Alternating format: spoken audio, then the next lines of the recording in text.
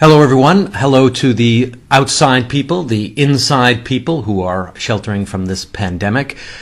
The pandemic is spreading and it is accelerating according to the WHO. I would say that is the biggest news so far, that the WHO, the World Health Organization based in Geneva, probably has the best global perspective on what's happening, because every country has to focus on its national politics, its national audience, and figuring out what is right for its own culture and economy, and finding that sweet spot is not easy. But the World Health Organization, when it's looking at this globally, says we have a problem, and the spike is going up. There are about 400,000 cases now, nearly 400,000. And if the rates keep going like they are, we could soon pass 400,000 cases worldwide. And according to the World Health Organization, it took 67 days to reach the first 100,000. And this is the troubling part. It took 11 days to reach the second 100,000 and just 4 days to reach the third 100,000. And that is the problem. That some of this could be because of more testing, but according to the head of the World Health Organization, it is because the pandemic is accelerating. And one official at the organization said, "This isn't normal. This isn't just some bad flu season." And he was pointing out specifically how hospitals around the world are finding themselves overwhelmed. And for evidence of that, just look what's happening in Spain. There have been terrible images of patients on the floor in a Spanish hospital. One Spanish man says he's a doctor, was online crying, just streaming out of his eyes because of colleagues who he said were having to make this choice of taking older people off of ventilators to give them to younger people who were deemed to have a better chance of survival. The worst kind of Sophie's choice. So, according to the World Health Organization, this isn't some bad flu gone amok.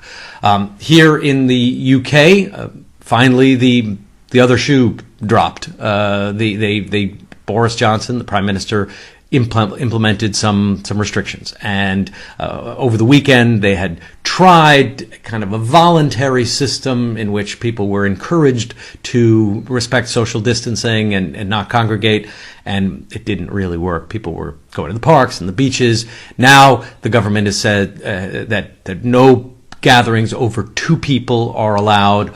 All non-essential businesses are shut. So even yesterday you could go out in London and still buy a new pair of shoes and buy a sweater. That's not happening anymore. Those non-essential businesses are shut. But the question is, what exactly are non-essential businesses? The government said, if you can't do your work from home and it's essential, you should go in. There's a lot of room for interpretation in that. A lot of people think their work is essential and they can't do it from home, particularly if they're working with the elderly or disabled, or they have something that they believe is essential to get to. So people are still going out and going to work. That's still allowed, but it's very inconsistent. I know people are calling their employees, trying to figure out, are you coming in today? Are you not coming in today? And they're taking it a little bit day by day. Asia. We haven't talked about Asia much. Asia is a very interesting example, because in a lot of Asian countries, they got over the hump, and they are now looking at the backside of this virus and are trying to reopen their economies, but are struggling because they don't want recontagion. And we saw a little bit of that in Hong Kong, where the amount of foot traffic was actually back up to pre-COVID outbreak levels, and people were feeling really good. And then the numbers started to go up again, so you had to dial it back.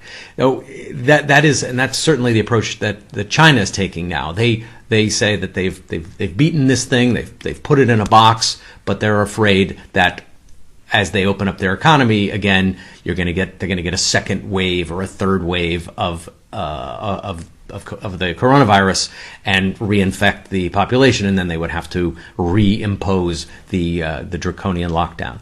So Asia is an interesting case study, because clearly Asia wants to get out of this. They want the economic prosperity. And in fact, if you look at geopolitically, and there's some very interesting articles being written about the geopolitical aspect of all of this, whoever gets out of this first will be in a very strong position in the world, because, well, frankly, that's how societies advance historically. Look at the United States. The United States became a global superpower after World War II because everywhere else was destroyed, and the U.S. was able to get its economy going and moving while everyone else was standing still.